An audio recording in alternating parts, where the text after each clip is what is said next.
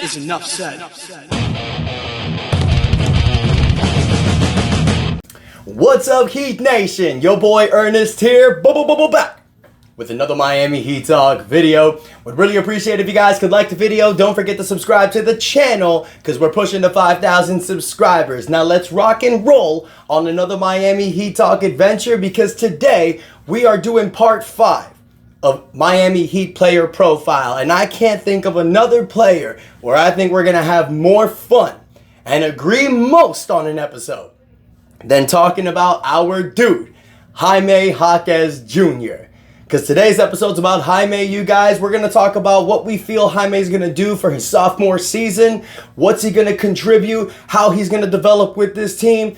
Let's get to it. Now, let's go ahead and go over some details with Jaime Jaquez. We know that he had a fabulous season with the Miami Heat last year. Played 75 games, averaged 28 minutes a game, gave you about 12 points a game, 4 rebounds, 2.5 assists, a steal a game. He averaged 48% from the field on 9 attempts, 32% from the three-point line on almost 3 attempts a game, and about 81% for the field. From the free throw line. Now, Jaime Jaquez's numbers were much higher during the first part of the season.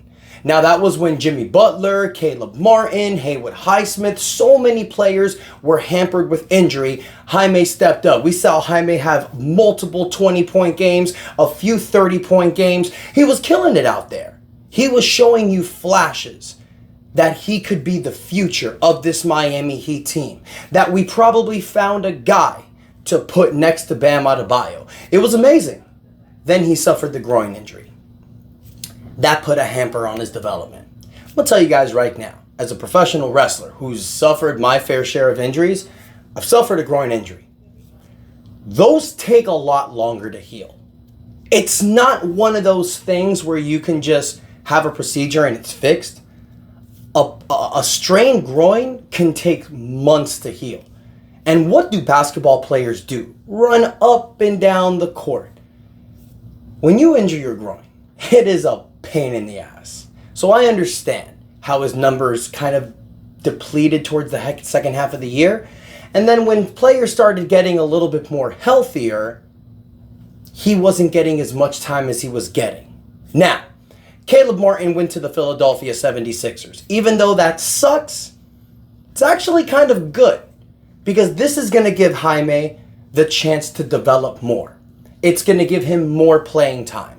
He's going to be called upon more. We know Jimmy Butler's not going to play 82 games, so we know Jaime Jaquez is going to be called upon to be that guy. Now the question is, how can Jaime help this team? How can he develop? How can he get better? And that, in my opinion, is by being the Swiss Army knife. By taking that Caleb Martin role and being more a developer, more of a guy that can be called upon. We've already seen it. Jaime Jaquez has said that he's working on hitting his three-point shots and getting better defense this year. We can plug Jaime anywhere on this roster, you guys. That's what a Swiss Army knife means. You can start Jaime Jaquez at the shooting guard position next to Terry Rozier. He can be the sixth man that comes off the bench if you want to start Tyler Hero next to Terry. He can also be the guy that can start at power forward, small forward. He can even handle the ball a little bit himself. He can be anything that you ask him to be. But if he gets his defense to a Jimmy Butler level, which I know he can get to, now he's going to be more of a threat. And I'm telling you guys, I talk a lot about our big four: Jimmy Butler, Bam Adebayo, Terry Rozier, Tyler Hero. I know these 4 guys are going to be key contributors on what pushes us forward. But Jaime Jaquez can be right up there with these guys. You guys never know. I mean, I'm not going to compare him to Dwayne Wade. But remember, Dwayne Wade's sophomore year, he took a leap. Now, that was because he was given the ball more because he had Shaq here. So I ain't comparing him to Wade. But if he works hard enough, he can get to Jimmy Butler's level. Jimmy Butler's his favorite player. They're pretty much the same size. Jaime has the same type of game that Jimmy Butler has. He's polished. He's developed. He played 4 years in UCLA. He was picked 18th in the first round and finished at the All-NBA Rookie First Team. He got ballots for Rookie of the Year. There was a point in the first half of the season, you guys, where Jaime Jaquez was second in Rookie of the Year voting, back in December, I believe.